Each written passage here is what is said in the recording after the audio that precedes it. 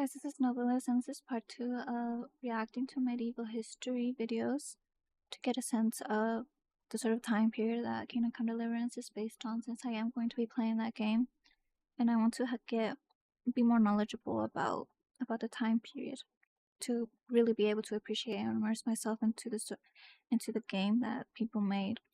This video is called Medieval Soldiers Explained from Feudal Levies to Elite Knights. It's basically a video explaining the type of knights. Feudal levies. In the early and high Middle Ages, many armies were built on ordinary men answering the call of duty, such as farmers, craftsmen, or tradesmen, all who were summoned when their lord or king required them. In Anglo-Saxon England, for example, these men formed the feud, an army that was mobilised from freemen or paid men to defend their estate or join a royal expedition. Similar levies appeared in muster rolls and town records throughout the 11th to 13th centuries. However, by the late Middle Ages, rulers increasingly relied on a mix of professional, wage soldiers, noble retinues, and mercenaries for their core fighting forces. Okay, so they're basically normal people who are drafted, I guess, when needed.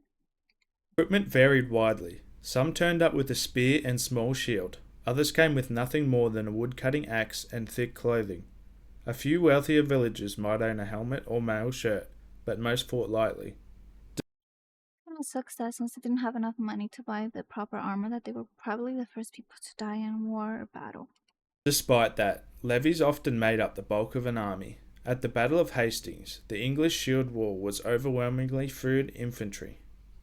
Centuries later, levied footmen still formed the massed ranks at battles like Falkirk or the Battle of Courtrai. They were rarely decisive on their own, but they provided the bodies needed to hold lines and reinforce defensive positions. They were basically just fodder, there to die. That's really sad. But I guess they were also really brave to be able to go, knowing that most likely they'll die there. Foot sergeants. Foot sergeants were more reliable than levies, but still far from elite. These were men of modest means, such as free townsmen, minor landholders, or long-serving retainers, who could afford better gear and who trained more consistently. Many served year-round in castle garrisons or as part of a noble's permanent household force. Typical equipment included a spear, short sword or falchion, kettle hat, and a padded gambeson. Some wore partial mail. Sergeants appear frequently in the armies of the Crusader states, where they fought as disciplined infantry at battles like Guard. In Western Europe, they guarded city walls, escorted tax convoys, and reinforced cavalry in major campaigns. Their roles were essential, such as hold the line, support the cavalry, or defend choke points. Archers.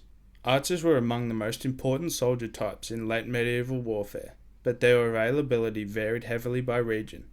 In England and Wales, laws like the Assize of Arms and later archery mandates required practice from childhood, creating a population with genuine.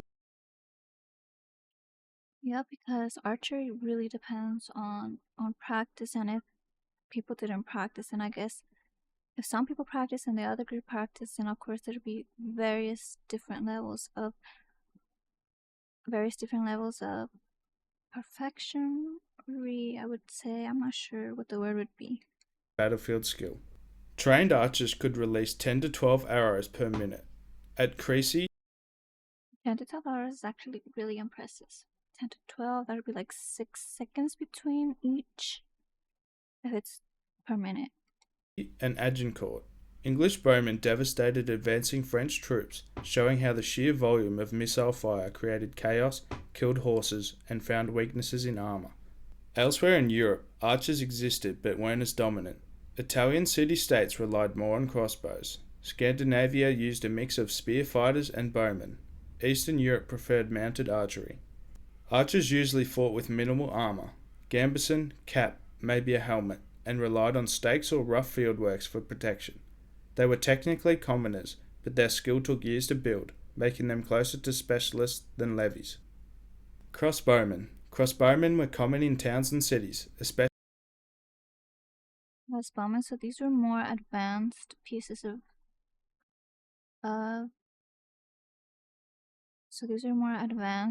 machinery, I guess. And You see them wiring it up. A bunch of things here. I really appreciate the pictures because you can really get an idea of what it was like back then. Especially across France, Germany, Italy, and Flanders. Unlike the longbow, the crossbow required little training to use effectively, which made it perfect for urban militias raised in a hurry. Crossbowmen fought in major European battles like Lignano and Actually, if it required less practice, and I wonder why it wasn't as popular. Because I think that since it's using machinery to wind up, I think it would be have more strength than just somebody using their own muscles. Courtrai, and remained a staple of Italian city warfare. In siege settings, they were invaluable. Crossbows delivered powerful, accurate shots from behind walls and pavises. Many served as hired professionals. The Genoese crossbow, for example, were feared across Europe and fought in campaigns from Spain to the Holy Land. They typically fought with pavises, tall shields planted in the ground while reloading, and wore light mail or padded armour. The crossbow's power made it controversial. The Church attempted to ban its use against Christians in 1139, though this was widely ignored. Crossbowmen filled a crucial niche, high-power missile fire with relatively short training time, giving towns and armies an affordable, effective ranged force. Pikemen. Pikemen became common from the 14th century onward, especially in the alpine regions of Switzerland and Austria.